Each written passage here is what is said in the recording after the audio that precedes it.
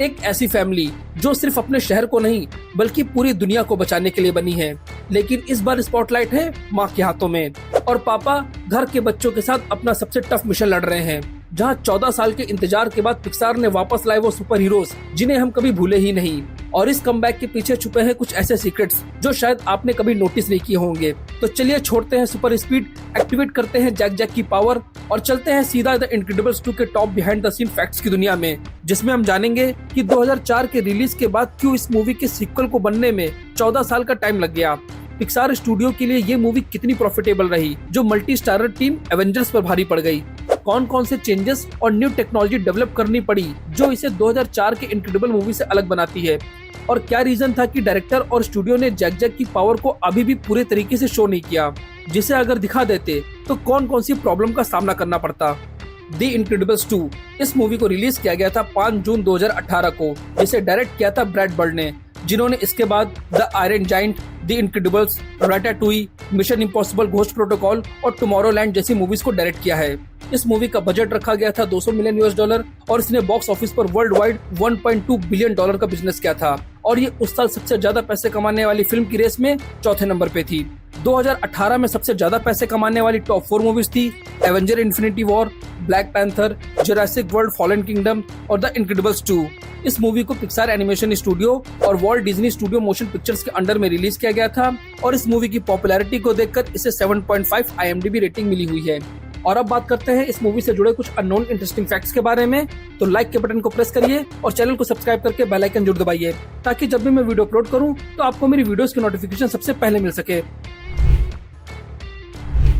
2004 में the incredible movie ने audience को एक ऐसे मोड पर छोड़ दिया जहां से हर ऑडियंस के मन में बस यही सवाल चलने लगा कि अगला पार्ट कब आएगा। लेकिन पिक्सार स्टूडियो सालों तक चुप रहा। एक पूरा बचपन बीत गया, नए सुपर हीरोज बिग स्क्रीन पर आ गए, पर हमारी सुपर फैमिली वापस नहीं आई, जिसका रीजन था एक परफेक्ट स्क्रिप्ट का ना मिल पाना, जिसपे डायरेक्टर ब्रैड बर्ड का कहना था कि वो इनक्रेडिबल्स 2 तभी बनाएंगे जब उनके पास एक सॉलिड और यूनिक स्टोरी होगी जो पहली फिल्म से बेटर हो, जिसके बाद उन्होंने जल्दी में सीक्वल बनाने का प्रेशर इग्नोर कर दिया। सेकंड रीजन था 2004 के बाद पिक्सार एक के बाद एक बड़ी फिल्म बना रहा था, जैसे रैटाटूई, अप, टॉय स्टोरी 3 और इनसाइड आउट, और इसी वजह से प्रोडक्शन हाउस में इनक्रेडिबल्स 2 को स्लॉट मिलने में देरी हो रही थी। और वहीं पिक्सार स्टूडियो चाहता था कि इस मूवी की एनिमेशन क्वालिटी 2004 से कई गुना रियलिस्टिक और डिटेल्ड हो, और यही रीजन थे जिसकी वजह से पूरा एक डिकेड लग गया इसके सेकंड पार्ट को लाने में।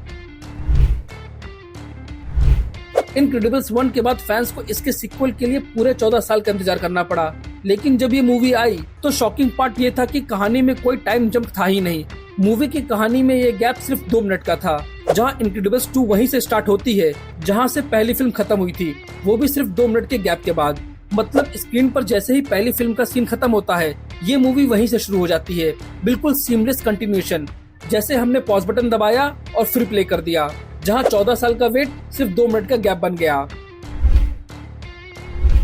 पिक्सार स्टूडियो के लिए इनक्रेडिबल्स 2 एक माइलस्टोन थी, जिसने सिर्फ सुपर हीरोज का कमबैक नहीं दिया बल्कि एक नया रिकॉर्ड भी बनाया, जहां ये मूवी पिक्सार स्टूडियो की सबसे लॉन्गेस्ट एनिमेटेड मूवी बनी, जिसका रन टाइम पूरा 118 मिनट का था। नॉर्मल एनिमेटेड मूवीज 90 से 100 मिनट में खत्म हो जाती है ताकि मूवी का पेस फास्ट रहे और एनिमेशन का वर्कलोड मैनेजेबल हो। लेकिन इस मूवी में कहानी को डिटेल में दिखाने, हर एक्शन सीक्वेंस को पूरा स्पेस देने और कैरेक्टर की पर्सनल मूवमेंट को डेप्थ देने के लिए ड्यूरेशन को नेचुरली बढ़ाया गया। इसका मतलब ये था कि ज्यादा एनिमेशन फ्रेम्स, ज्यादा रेंडरिंग टाइम और ज्यादा काम एनिमेटर्स के लिए, जिस वजह से इस फिल्म में हर फाइट सीन्स, चेस सीक्वेंस और इवन छोटे फैमिली मोमेंट्स भी विजुअली रिच और सिनेमैटिक लगते हैं।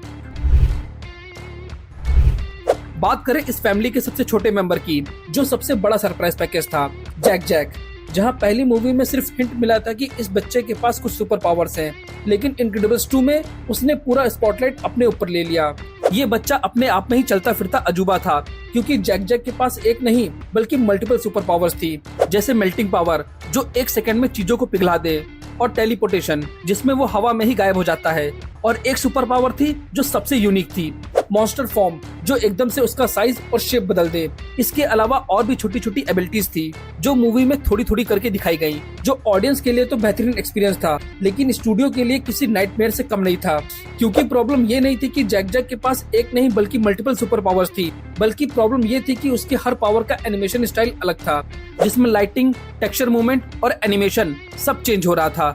और इसी चैलेंज को हैंडल करने के लिए पिक्सार ने सिर्फ जैक जैक के लिए एक अलग से डेडिकेशन एनिमेशन टीम बनाई, जहां उन्होंने हर पावर के लिए कस्टम इफेक्ट डिजाइन किए ताकि स्क्रीन पर वो पावर अलग और यूनिक लगे। और इसका रिजल्ट ये रहा कि चाहे जैक जैक का रकून के साथ हिलेरियस फाइट सीन हो या स्क्रीन पर 1 सेकंड में 3 पावर का ब्लास्ट, जैक जैक की एनिमेशन टीम ने प्रूव किया कि कभी कभी सबसे छोटे हीरोज का इम्पैक्ट सबसे बड़ा होता है।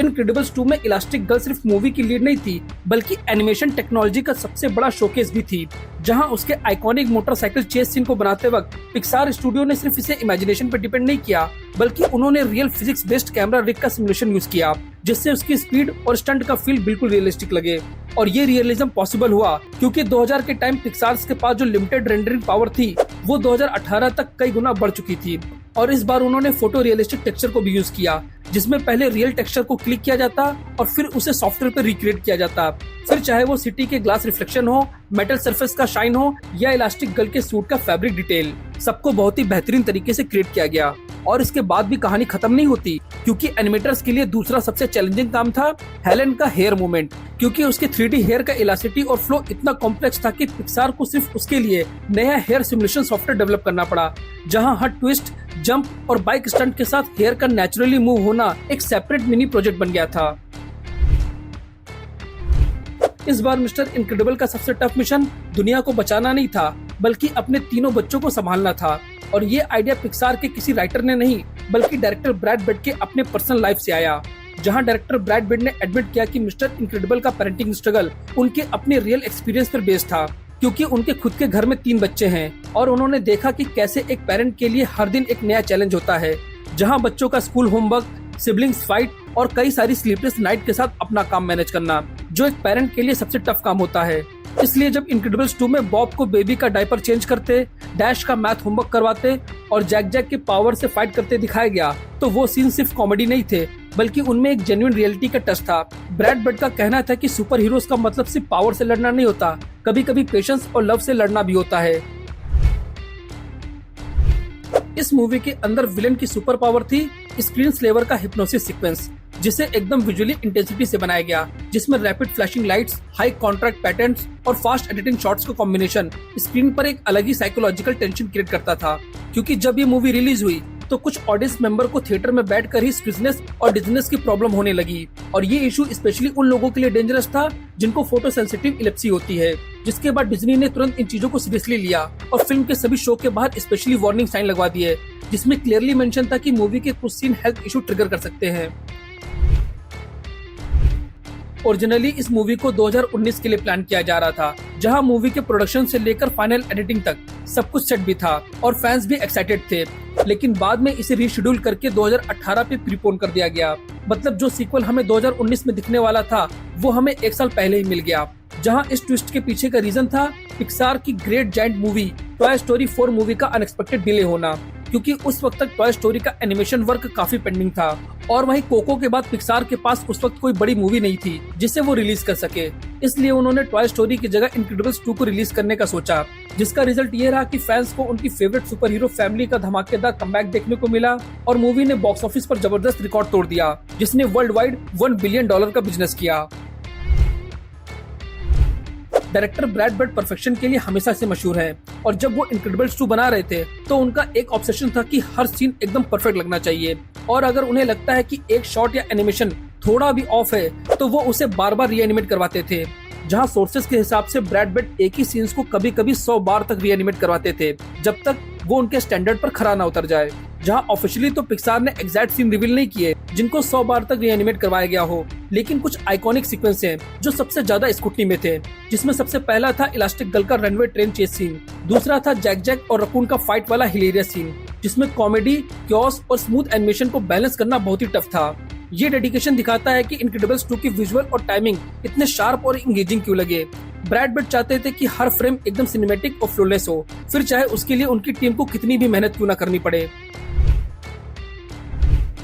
बात करें मूवी के सबसे यूनिक और लविंग कैरेक्टर की, यानी एडना, पिक्सार स्टूडियो की सबसे स्टाइलिश और क्वर्की फैशन डिजाइनर, जिसके कैरेक्टर का डिजाइन कोई इमेजिनरी कॉन्सेप्ट पर बेस्ड नहीं था, बल्कि वो रियल लाइफ फैशन डिजाइनर से इंस्पायर्ड था, जिसका सबसे ज्यादा इन्फ्लुएंस मिलता है एडिथ हेड से, जो 90s के टाइम में हॉलीवुड की लेजेंडरी कॉस्ट्यूम डिजाइनर थी। ब्रैड बर्ड और पिक्सार टीम ने चाहा कि एडना का स्टाइल ऐसा हो जो इंस्टेंटली मेमोरेबल हो और ऑडियंस को लगे कि ये कैरेक्टर रियल वर्ल्ड फैशन की दुनिया से निकलता है, फिर चाहे वो सुपर हीरोज का सूट हो या उसकी सिग्नेचर ओवरसाइज ग्लासेस। मूवी में हर कॉस्ट्यूम, हर एक्सेसरीज जो एडना डिजाइन करती थी, उसमें एलिगेंस और इनोवेशन का परफेक्ट कॉम्बिनेशन दिखाई देता है। और इसी डेडिकेशन की वजह से एडना सिर्फ एक एनिमेटेड कैरेक्टर नहीं बल्कि पिक्सार के आइकॉनिक स्टाइल आइकन में से एक बन गई है।